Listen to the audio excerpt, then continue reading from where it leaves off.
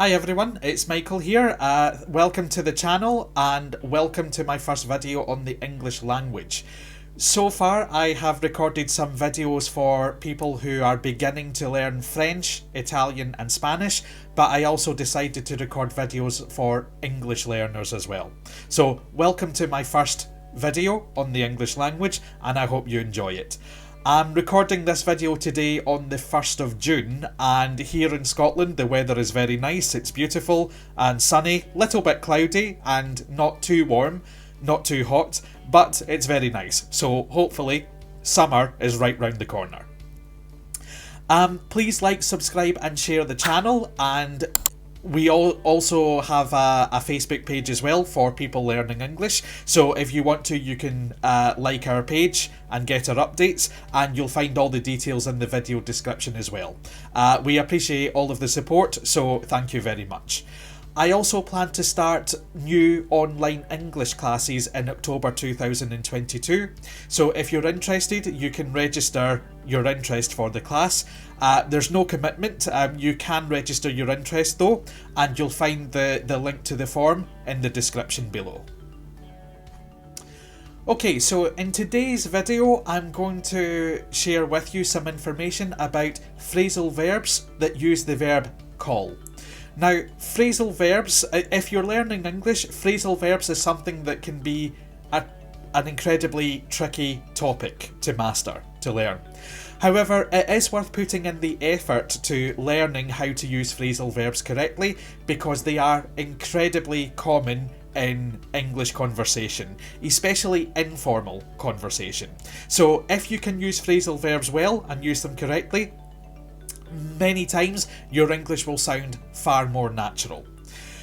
Now, there are always alternatives to phrasal verbs. For example, the phrasal verb call off, which I'll talk about later on, means cancel, and it's absolutely fine to say cancel. And in some contexts, like an academic essay, for example, you would maybe be expected to use the word cancel.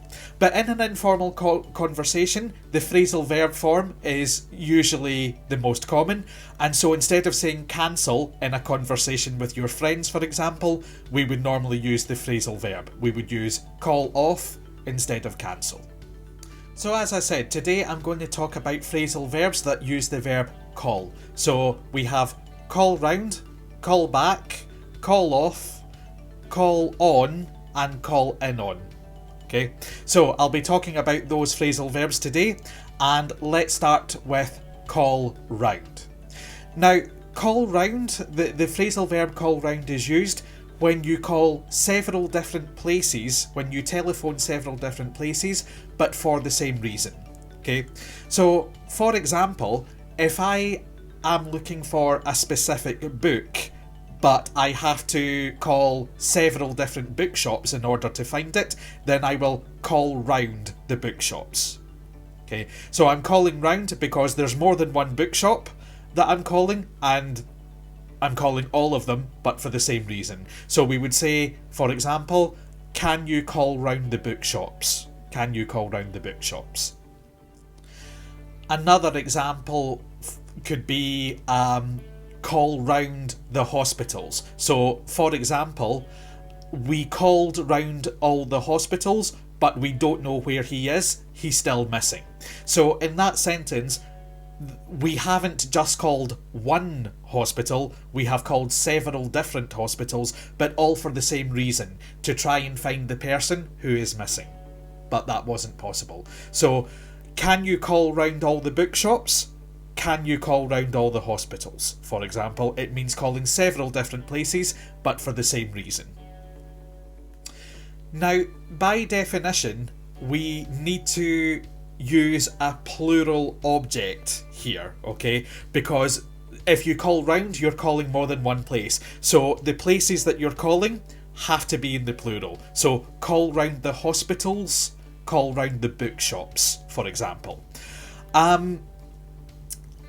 You could use call round them, or call them round. When it's a pronoun, it usually goes in the middle of the two words of the phrasal verb. However, that's not so common because generally you would have to specify who the person is calling. So you could say call them round or call them round, sorry. But as I say, it's not common. You would normally have to specify who it is. So that's call round, to call several different places, but for the same reason. Okay, so to call back means to telephone someone later at a different time. And it's used when one of the people on the phone call is not available to speak at that particular time. So whether it's because the person is busy or doesn't have information or there's an emergency, you can use call back. And with call back, the object is normally in the middle, and it's normally a pronoun. It's normally a specific person, like me, you, him, her, us, or them, for example. So let me give you two examples. Can I call you back? I have to take my dinner out the oven. Okay, can I call you back? I have to take my dinner out the oven. It's not possible for me to speak at the moment, so I will call you later. And the restaurant are going to call me back if they have a free table, for example. The restaurant are going to call me back if they have a free table. And as you can see, like I said, the pronoun is normally in the middle. Okay, and it's the same with any object. So I'll call the restaurant back later. The pronoun normally goes in the middle. To call off means to cancel something or to stop something in the middle of it. So, for example, we are going to call off the search. There is no sign of the missing boy, for example. So we are going to call off the search. We are going to stop the search. We are going to stop looking for the missing child, the missing boy.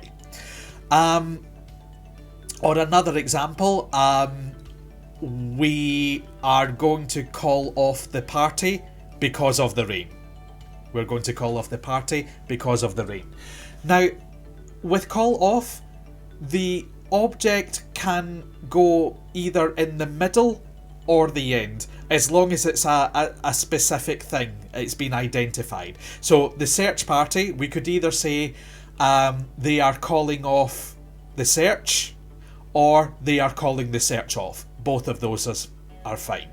The same with the party. We're calling the party off, or we're calling off the party. You will hear both, but I think it's more common to put the object in the middle, although both are acceptable. However, like with many phrasal verbs, if the object is a pronoun, like it or them, for example, then it would go in the middle. So, in the case of the party, we're calling it off because of the rain. Okay, but obviously, in that case, you already have to know that you're talking about the party. Otherwise, the sentence doesn't make sense. So, we're calling it off, or we're calling the party off, or we're calling off the party. Any of those would be acceptable. So, to call off something means to cancel something or to stop something in the middle. To call up means simply to telephone, to call someone. Now this phrasal verb is a little bit strange because the phrasal verb call up means exactly the same as the verb that is used, and there's no difference in the meaning. So to call means to telephone, and to call up also means to telephone. So you can use call up, but using call or telephone is absolutely fine too.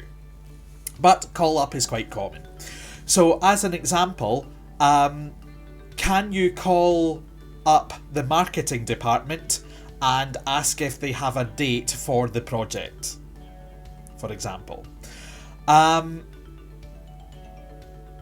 You could also say, for example, another example could be, I'm going to call up Margaret and see if she wants to go to the cinema this weekend. And for call up, the pronoun, it's very common to put it in the middle, call the marketing department up, but it's also common to put it at the end as well, call up the marketing department. Or you could have call Margaret up, I'm going to call Margaret up, or I'm going to call up Margaret. You will hear both, but I think it's more common to put the object in the middle. And when the object is a pronoun, like him or her or you, then yes, it still goes in the middle as normal. So if we already know that we are talking about Margaret, then I could say I'm going to call her up.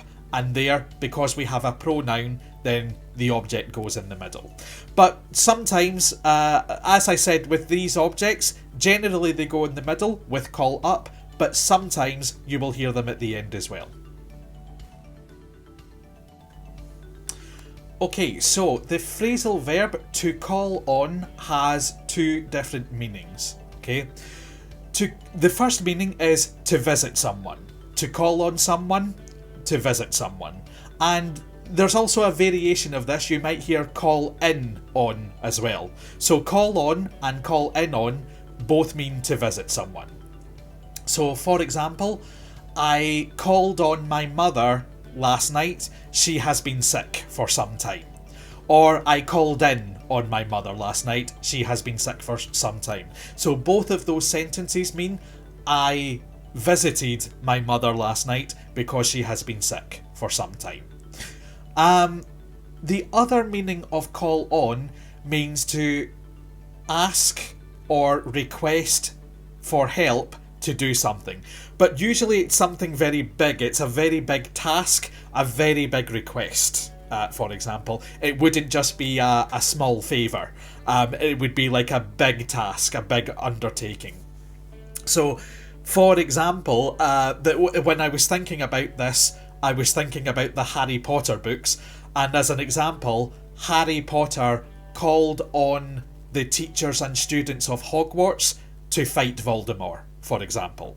So, that was the first example that came into my head. So in that sentence, Harry Potter called on the students and teachers of Hogwarts.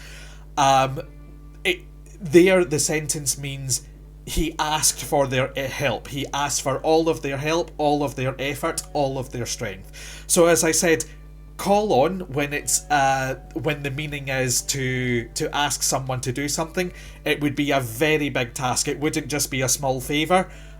It would be a really big task, a really big thing that you're asking someone to do.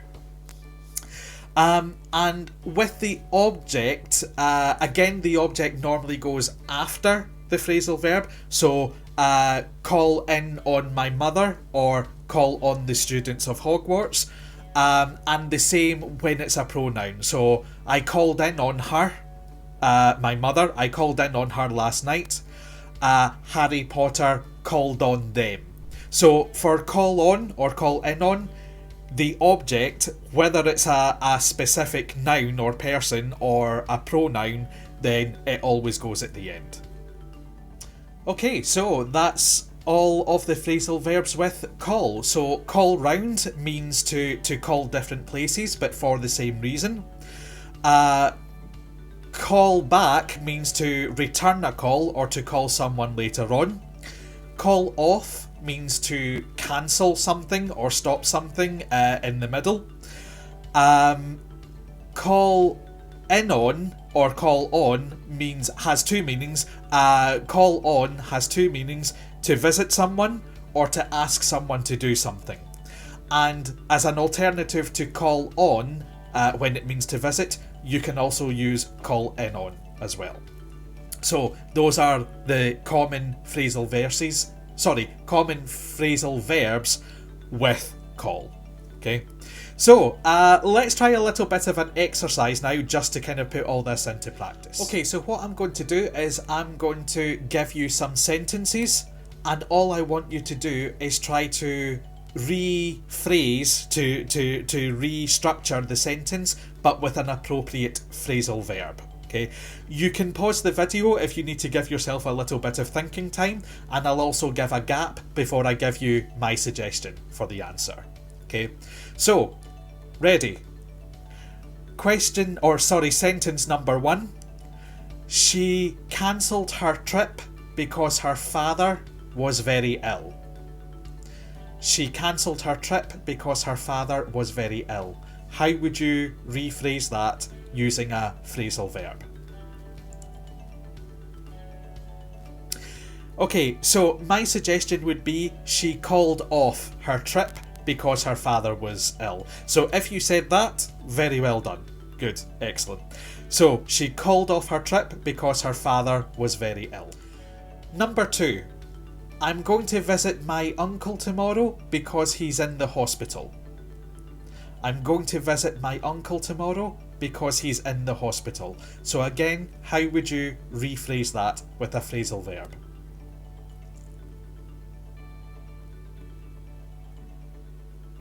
So my suggestion would be I'm going to call in on my uncle tomorrow, or I'm going to call on my uncle tomorrow. I'm going to call in on, or I'm going to call on, because again, call on and call in on can both mean visit, so you could use either of those. Number 3, can you call me later? I'm just about to go into a meeting. Can you call me later? I'm just about to go into a meeting. Okay, so for this one, you really only have to change one word, call me back. So, can you call me back? I'm just about to go into a meeting. Okay, number 4. My husband is missing. I need to call all of the local hospitals to see if he is there. My husband is missing. I need to call all of the local hospitals to see if he is there.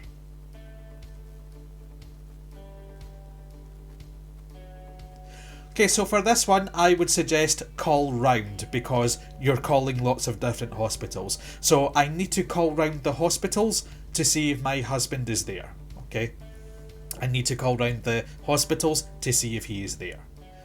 And finally, number 5, I'm going to telephone the restaurant to see if we can get a table for Saturday. I'm going to telephone the restaurant to see if we can get a table for Saturday evening. Okay, so for this one, probably call up or just call on its own. So I'm going to call up the restaurant to see if we can get a table for Saturday, or even simply I'm going to call the restaurant. So call round, it's a little bit of a strange thing, I know, but call round and call up, you can simply use call for both of those. Yeah, it's. I'm not sure if any of those are more common than the other, but yeah, I would say call up, call round, and call pretty much interchangeable. Well, call round, sorry, I'll correct that. Call round is interchangeable with call, and call up is also interchangeable with call. But call round and call up are not quite interchangeable. So, sorry, slight correction there. Okay, so that is today's video. Today's video on phrasal verbs with the verb call.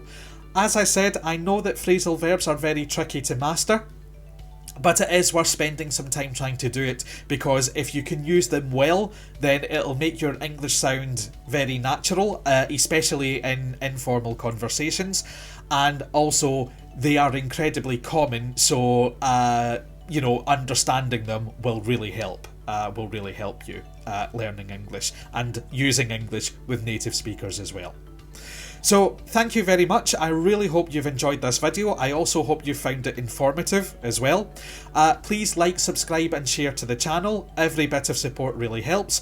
You can also follow us on our Facebook page, where we make updates about vocabulary and grammar and different events. And as I said at the beginning, I also plan to start some online English courses in October 2022. So if you're interested in learning English with me, you can register your interest. All the details are in the video description below. Please like, subscribe and share, as I said. And any comments, any suggestions or any questions, please leave them in the comment section below. So have a great day, have a great week and a great weekend, and hopefully see you next time. Thanks, bye.